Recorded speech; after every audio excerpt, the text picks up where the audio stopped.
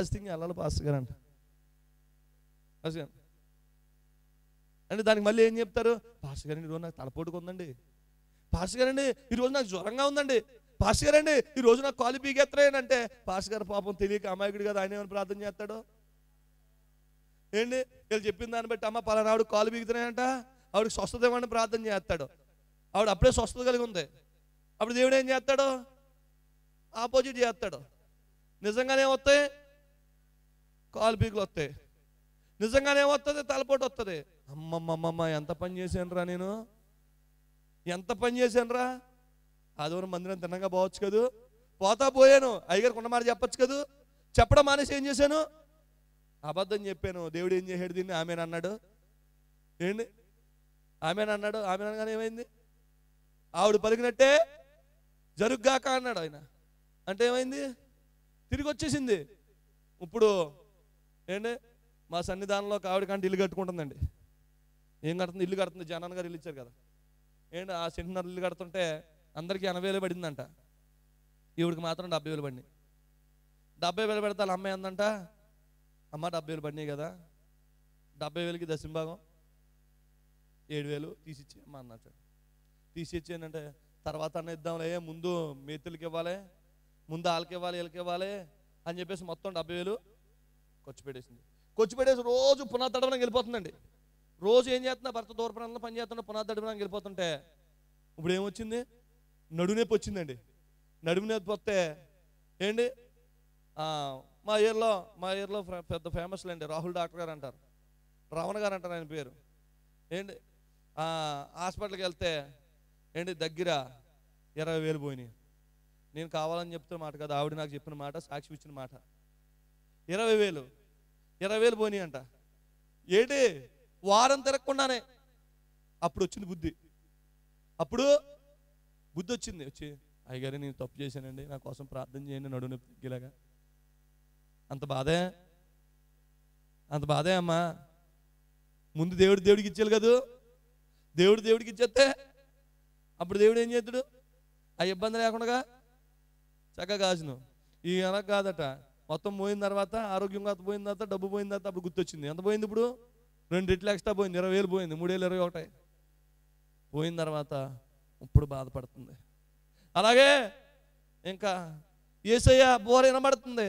వినబడగానే ఇలా అంటున్నారు కదా, లేగు డ్యూటీ లారిపోయి వెలిగించుకుందాం, లేగు డ్యూటీ లారిపోయి వెలిగించుకుందాం అంటే డ్యూటీలో ఏం లేదు, నూనె లేదు. నూనె లేకపోతే ఇలా 5 దగ్గరికి వెళ్ళి మా కొంచెం నూనె ఇవ్వండి అంటే ఇప్పుడు మీతో పాటు మమ్మల్ని కూడా ఏం చేస్తారో పాడు చేద్దామని మీరు చూస్తున్నారా? మీతో పాటు మమ్మల్ని కూడా ఇక్కడ ఉంచుదామని చూస్తున్నారా? అలాంటి యాసాలు ఏమి ఇక్కడ? ఒక నిజమైన క్రైస్తవుడు చెప్పే మాట అండి, నిజమైన క్రైస్తవుడు చెప్పే మాట. అయినా ఈరోజు ఆదివారం కదా అక్క మీటికి వస్తున్నాం అంటే వచ్చే అనకూడదు. ఈరోజు మేము ఎక్కడికి వెళ్తాం? మందిరానికి వెళ్తాం. ఏంటి మధ్యాహ్నం 1 గంటకు వస్తాం, అప్పుడు 2 రాగలిగితే. మధ్యాహ్నం ఆరాధన సాయంకాలం 4 గంటలకు వస్తాం, అప్పుడు 2 అయితే. సాయంకాలం ఆరాధన ఏదో ఒక రోజు బోలు సెలవులు వస్తాయి, ఏదో ఒక రోజు రండి అని చెప్పాలండి. చెప్పడం మానేసి ఈ నూనె కూడా ఇలా పోతేమోను, వస్తానన్న యేసురాజు రాకమాండం, తెత్తనన్న బహుమానం తేకమాండం. ఆయన వచ్చినప్పుడు మనం సిద్ధపడలేదు ఏమవుతుంది? ఇలాగలాగా తల బాదుకోవాలి. అయ్యో తలుపుల్ది బాబు తలుపుల్ది అంటే ఇంకెక్కడ తెస్తాడు తలుపు? అప్పటికే ఇలా ఏ కేటగిరీలో పోయారు? బుద్ధి లేని కేటగిరీలోకి పోయారు.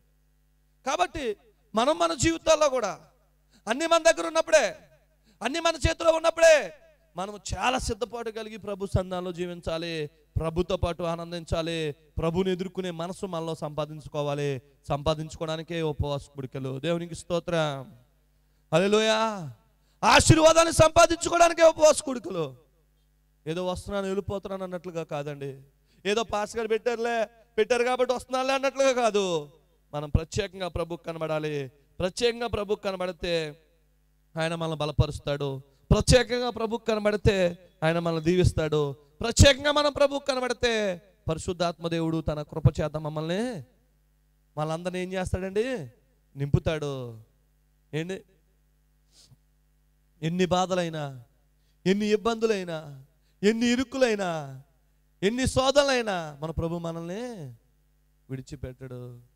ఎన్ని బాధలు ఉన్నను, ఇబ్బందులైనను,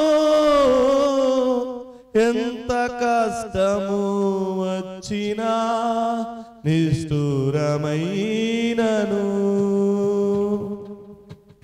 ఎన్ని బాధలు ఇబ్బందులైనను,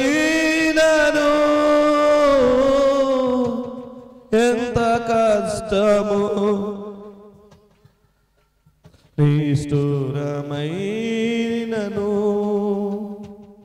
నీ మాట చాలయ్యా, నీ చూపు చాలయ్యా, నీ తోడు చాలయ్యా, నీ నీడ చాలయ్యా, నీ మాట చాలయ్యా, నీ చూపు చాలయ్యా, నీ తోడు చాలయ్యా, నీ నీడ చాలయ్యా, నీ ఉంటే నాకు చాలు యేసయ్యా, నీ వెంటే నేను ఉంటానేసయ్యా, నీ ఉంటే నాకు, నీ వెంటే నేను ఉంటానేసయ్యా. బ్రతుకునావా పగిలినా, కడలి పాలైనను,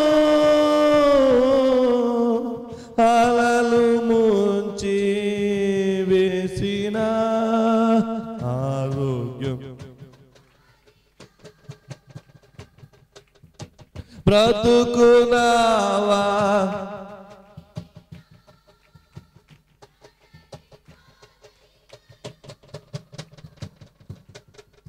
అలలు ముంచి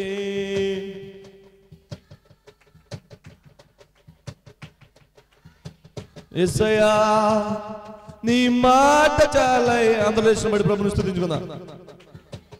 అందరూ లేచినబడి కళ్ళు మూసుకుని ప్రభుని స్తుతించుకుందాం. నీ మాట చాలయ్యా, నీ చూపు చాలయ్యా, నీ తోడు చాలయ్యా, నీ నీడ చాలయ్యా, నీ ఉండే నాకు చాలు యేసయ్యా, నీ వెంటే నేను ఉంటానేసయ్యా, నీ ఉంటే నాకు చాలు యేసయ్యా, నీ వెంటే నేను ఉంటానేసయ్యా, నీ ఉంటే నాకు చాలు యేసయ్యా. హృదయపూర్వకంగా బుద్ధులేని పరిస్థితుల్లో ఉన్నాడయ్యా, నీ సన్నిధానంలో బుద్ధి తెచ్చుకునే వారిగా పరిశుద్ధాత్మ దేవుని మనసారా హృదయపూర్వకంగా పరిశుద్ధాత్మ దేవుని స్తుతిద్దాం. అయ్యా, ఈ ఉదయకాల సమయంలో ఓ ప్రత్యేకమైన రీతిలో మీరు మాతో మాట్లాడాలయ్యా. నీ చూపు చాలయ్యా, నీ తోడు చాలయ్యా, నీ నీడ చాలయ్యా, నీ మాట చాలయ్యా, నీ చూపు చాలయ్యా, నీ తోడు చాలయ్యా, నీ నీడ చాలయ్యా, నీ ఉంటే నాకు చాలు యేసయ్యా, నీ వెంటే నేను ఉంటానేసయ్యా, నీ ఉంటే నాకు చాలు యేసయ్యా, నీ వెంటే నేను ఉంటానేసయ్యా. అడిదాం దేవుణ్ణి. ఈ మధ్యాహ్న కాల సమయంలో ఎత్తబడిన వాక్యము మన యొక్క జీవితాల్లో ఫలించి అభివృద్ధి పొంది వాక్యానుసారమైన జీవితాన్ని మనము జీవిస్తున్నామా లేదా? ఓ నిన్న రాత్రి కూడా దేవుని దాసులు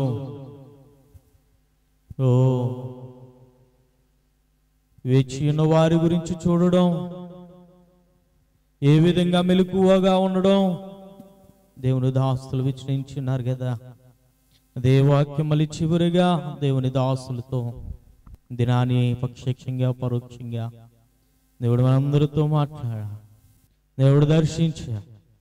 మరొకసారి మనందరం కూడా పరిజ్ఞానం కలిగి ఆలోచన చేసుకుందాం, ప్రార్థన చేసుకుందాం. ఎత్తబడిన వాక్యం మనకి జీవితాల్లో ఫలించి అభివృద్ధి పొందేలాగున బొరుగుపూడు పరిసర ప్రాంతాల్లో పరిచయం చేస్తున్న దేవుని సేవకులు మిస్సా గారు ప్రార్థన చేస్తారు.